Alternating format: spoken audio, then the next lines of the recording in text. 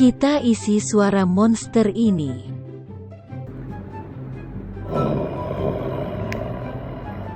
Setelah direkam, kita duplikat tracknya, lalu atur secukupnya. Kasih pitch shifter, saturator dan reverb. Begini hasilnya.